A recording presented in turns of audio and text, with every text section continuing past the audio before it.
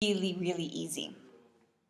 What we want to do when we are adding and subtracting polynomials is basically we're just combining like terms. A couple of ways you can do that. One, you can do it in horizontal form, and another way is to do it vertically. So vertically is just where you put them all in columns. And the formatting on this did not quite match up, but you see where the general idea is. You're putting them in columns and then adding the coefficients. If we're going to add something horizontally, this is typically how we've done it in the past. You put them side by side, and then what I do is I go through and circle or use different colors to identify the like terms. What the textbook recommends is rewriting it to put everything in descending exponential order, and then that way your like terms are side by side to each other. Combine them together, and then you have your polynomial function.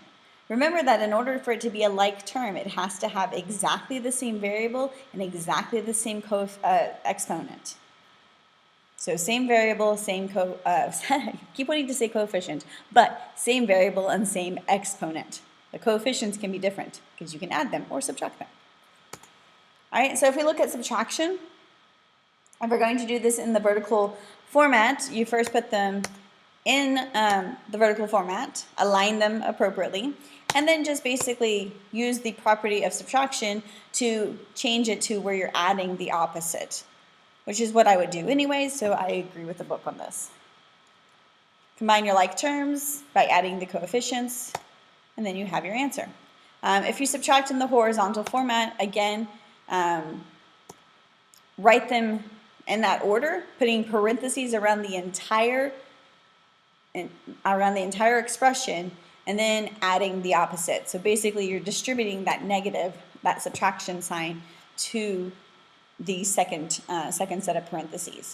Then combine your like terms, add them together, and you get your simplified polynomial expression. So pretty easy. For example 3, when we multiply polynomials, we're very familiar with how to multiply binomials by using the FOIL technique, first outside, inside, last. But this time we are going to look at ways to do it vertically and horizontally. Now, I will show you how to do it vertically based upon what the textbook does, but I have honestly never multiplied anything vertically when it comes to polynomials. So multiplying it vertically, you set it up just like you would a vertical problem. And then going through the process, similar to multiplying by 2 or 3 digits, you would multiply the -2 first, and then you would multiply the y, making sure that you are setting it up in those appropriate columns to make sure that the like terms are together. And then it's a vertical, you're going to add those together. It's set up vertically for you, so just combine your like terms, and there is your expression. Pretty easy. I just, for some reason, have never used this technique. Now, the way I normally do it is I take a look at distributing. So what I would do here is I'm a little bit different than how the textbook does it. They're distributing the entirety of x plus 3 to each of the 3 terms in the trinomial of the second expression, the one that's in blue. I actually would go through and distribute the x to all 3 terms and then distribute the 3 to all 3 terms. It doesn't really matter how you do it. Either of those 2 ways will work to give you the correct answer. But once you've made your distribution out, go ahead and simplify it and then put it in the correct order, making sure that the exponents are descending. Combine your like terms and you will get your simplified expression. All right, so what happens when we multiply 3 binomials at a time? So we have x minus 5, x plus 1, and x plus 3. So pretty easy. Just put them in parentheses and take the 2 at a time. So multiplying it by x minus 5 times x plus 1, use our FOIL technique to get x squared minus 4x minus 5. And then we have x plus 3 that we can distribute. So again, this is similar to how I do it, even though usually I have it written out a little bit differently. But basically, I'm distributing the x to all 3 coordinates, all 3 terms, and the 3 to all 3 terms. Distribute that out, multiply it, and combine like terms. So it's not in the proper order yet, but put it in the right order, and then you can simplify by combining the like terms. And finally, you get your simplified answer. Now, one thing that's going to help us when we go through this, ignore where it says warm-up exercises. I couldn't delete that for some reason. It says product patterns. So these are some patterns that it's really going to help you if you can memorize the patterns.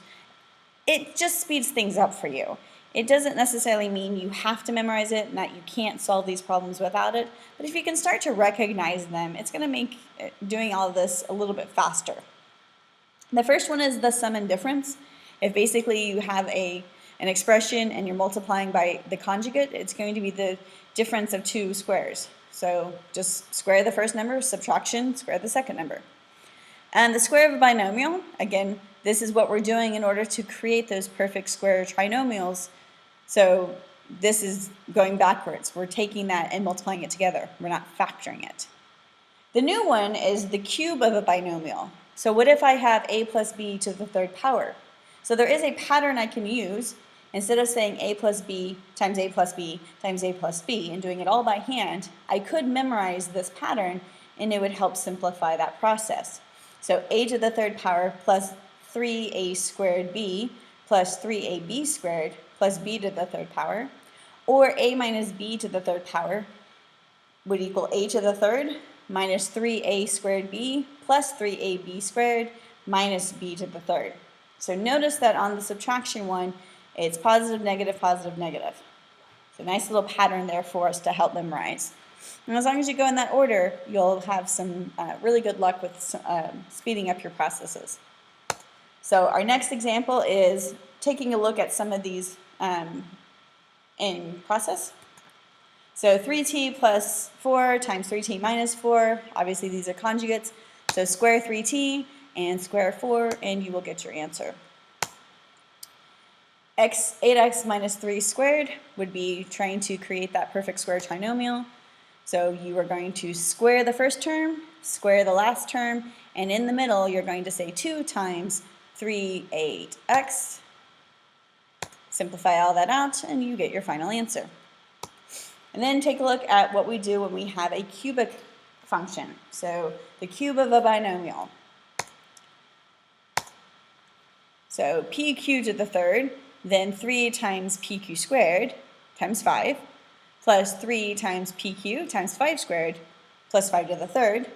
Go through and simplify that. So we're going to distribute out the cube to p and q. Then we're going to distribute, multiply 5 and 3 together to get 15. Distribute the square to the p and q. Multiply 5 squared, which is 25. 25 times 3 is 75 times pq. And then 5 to the third power is 125. So again, some practice with that. It'll just help speed up things for you. It's not a requirement, but it does make your life a little bit easier. And our last example is using a polynomial model. Since 1980, the number W in thousands of United States wells producing crude oil and the average daily oil output per well, O, which is in barrels, can be modeled by this function. W is equal to negative 0.575 t squared plus 10.9 t plus 548. And 0 is equal to negative 0.249 t plus 15 to the 4 tenths. So t is the number of years since 1980. So we want to write a model that for the average total amount of crude oil produced per day. And what was the average total amount of crude oil produced per day in 2000? So 20 years later. So the first thing we're going to do is we're going to find a model, and we're going to do that by multiplying the two given models. We're going to multiply the number of oil wells times the output per well. So we can set that up using the vertical method or using the horizontal method. It's up to you. The textbook uses the vertical. So we are given our new function. So if you want to take a moment, oops, let me go through that again. There we go. If you want to take a moment to write that down so you can follow along on your calculator, that's our new function. And then, so the total daily oil output can be modeled by that function there. T is equal to 0.143 t to the third power minus 11.6 t squared plus 31.4 t plus 8,440, where t, capital T, is measured in thousands of barrels. By substituting lowercase t equals 20 into the model, you can estimate that the average total amount of crude oil produced per day in 2000 was about 570,000